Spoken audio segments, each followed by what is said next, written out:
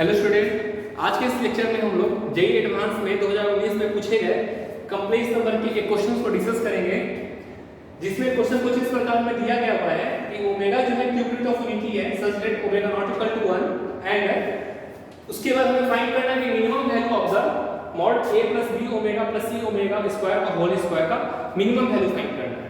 Okay, और इस प्रकार है abc इस प्रकार है कि वो डिस्टिंक्ट नॉन जीरो इंटीग्रल्स है। इस बात को ध्यान रखते हुए हमें किसका मिनिमम वैल्यू फाइंड करना है, mod a plus b omega plus c omega square का होल स्क्वायर का मिनिमम वैल्यू फाइंड करना है। ओके, तो स्टूडेंट एक बात ध्यान रखिए कि जेईई एडवांस हो या जेईई मेंस हो, इसके क्वेश्चंस को सॉल्व करने के लिए आपको सबसे पहले मिनिमम बेसिक्स कांसेप्ट तो पता होना चाहिए। मतलब जो टेक्स्ट बुक एनसीईआरटी है उसके सारे कांसेप्ट का कमांड होना चाहिए। उसी कांसेप्ट का यूज करके हम इस क्वेश्चंस को सॉल्व करेंगे इसलिए। ठीक है, तो देखिए इसमें कौन कौन सा कांसेप्ट अप्लाई करते हैं जो कि आपके टेक्स्ट बुक के हैं कॉमन। तो पहला कांसेप्ट तो आपका यह होगा इसमें कि z स्क्वायर पर क्यों होता है। मान लीजिए z कॉम्प्लेक्स नंबर है तो z स्क्वायर क्या हो जाएगा, z into z का कंजुगेट।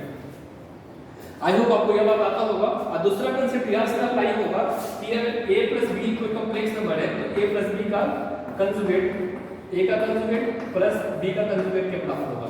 ये तो बेसिक्स कांसेप्ट है और ये कांसेप्ट आई होप आप लोगों ने अपने टेक्स्ट बुक में पढ़ा होगा। मतलब बेसिक्स कांसेप्ट की हेल्प से ही हम एडवांस में पूछे गए क्वेश्चंस को सॉल्व कर लेंगे। तो देखिए कैसे करते हैं। हमें दिया गया हुआ है क्या कि इसका वैल्यू फाइंड करना है, मिनिमम वैल्यू। तो चलिए इसीलिए हम को लेकर पढ़ते हैं a plus b omega plus c omega square clear का होल स्क्वायर। तो ये हम कैसे इसे लिख सकते हैं, a plus b omega plus c omega square. देखिए दूसरा पार्ट, पहला जो पार्ट होता है दूसरा पार्ट कंजुगेट आ जाता है ना। तो यहाँ पे क्या आ जाएगा आपका a plus b omega conjugate plus c omega conjugate का होल स्क्वायर। यह तो बेसिक कांसेप्ट है। और आप लोगों ने ओमेगा का वैल्यू पढ़ा होगा। ओमेगा का वैल्यू जो होता है वो होता है 1/2 माइनस 1/2 प्लस √3/2 का। ठीक है, और ओमेगा स्क्वायर का वैल्यू आप लोगों ने पढ़ा होगा, यह आया होगा -1/2 माइनस √3/2। क्लियर। अब अगर आप देखिएगा यहाँ पे कि ओमेगा का कंजुगेट देखिएगा तो यह क्या आ जाएगा, प्लस ओमेगा कंजुगेट में क्या होता है बस इमेजिनरी पार्ट का साइन चेंज हो जाता है। तो यहाँ पे प्लस है तो यहाँ माइनस हो जाएगा। तो आपका यहाँ क्या हो जाएगा ओमेगा स्क्वायर, मतलब ओमेगा का कंजुगेट हो जाएगा ओमेगा स्क्वायर। और उसी तरह जब ओमेगा कंजुगेट का स्क्वायर का कंजुगेट देखिएगा तो आपको ये आ जाएगा ओमेगा का। ओके, तो इस दो बात को ध्यान देते हुए आपको क्वेश्चन सॉल्व करना है।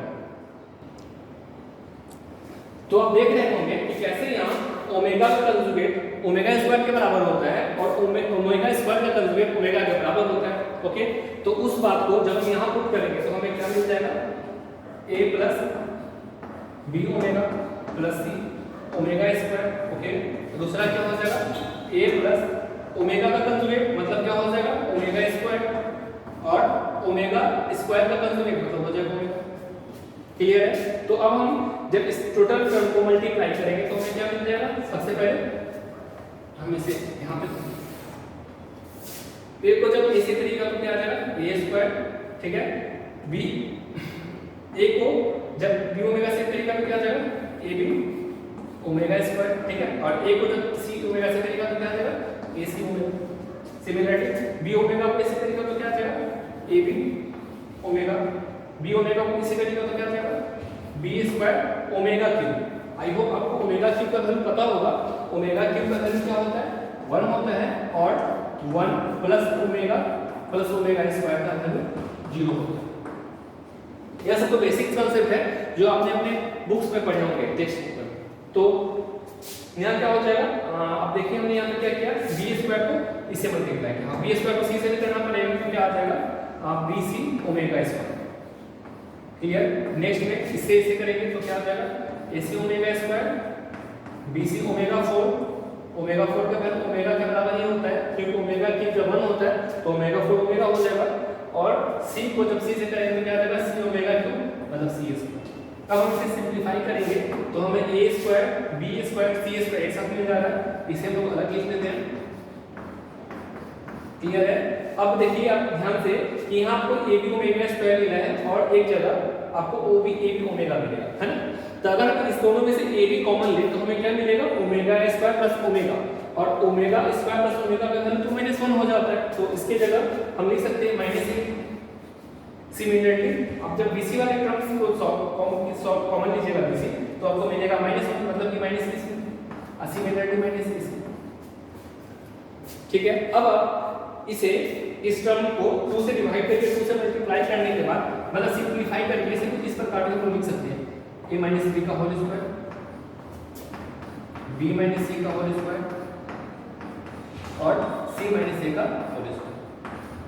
ठीक है, आपको इस बात को ध्यान दीजिए। ठीक है, यहाँ पे इस टर्म को जब सिंपलीफाई करिएगा तो सिंपलीफाई करके आप a भी लिख सकते हैं।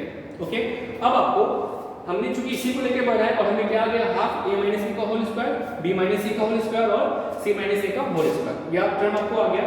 अब आपको दिया गया है कि abc का जो है वो डिस्टिंक्ट है, नॉन जीरो है और इंटीग्रल है। मतलब क्या, वो बराबर भी नहीं है 0.1, जीरो भी नहीं है 0.2 और इंटीग्रल भी है 0.3। ओके, और हमें इसका मिनिमम वैल्यू फाइंड करना है, तो यह कब होगा, तो एक बात कि जब बराबर नहीं है तो जीरो तो नहीं होगा, तो मिनिमम वैल्यू क्या हो सकता है इसका 1।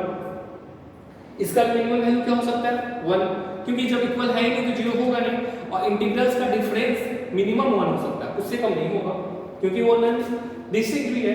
तो अगर हम ले लें कि a का वैल्यू एग्जांपल के लिए आप 5 ले लें, b का वैल्यू 4 ले लें और c का वैल्यू 3 ले लें, तो देखिए इसका डिफरेंस 1 हो रहा है, इसका भी डिफरेंस 1 हो रहा है, पर जब a - c का डिफरेंस करेगा तो आपको क्या आ जाएगा 2 आ जाएगा, है ना। तो यहाँ तो स्क्वायर है तो आपको क्या हो जाएगा 1/2, इसका डिफरेंस का स्क्वायर 1 हो जाएगा, इसका डिफरेंस का स्क्वायर 1 हो जाएगा, और इसका डिफरेंस चूंकि c - से a - c 2 आ रहा है तो -2 / 2 का स्क्वायर 4 ही होता है। ओके, तो आप देखिए यहाँ पे 4 5 1 6 6/2 3। ओके, तो इसका मिनिमम वैल्यू में क्या मिल गया 3 मिल गया। ओके, तो इसके जो गिवन क्वेश्चन है इसका जो सॉल्यूशन होगा वो क्या होगा 3 होगा, मिनिमम वैल्यू क्या होगा 3 होगा। तो देखा आपने कैसे हमने बेसिक्स कांसेप्ट्स का यूज करते हुए जेईई एडवांस के क्वेश्चंस को सॉल्व कर लिया।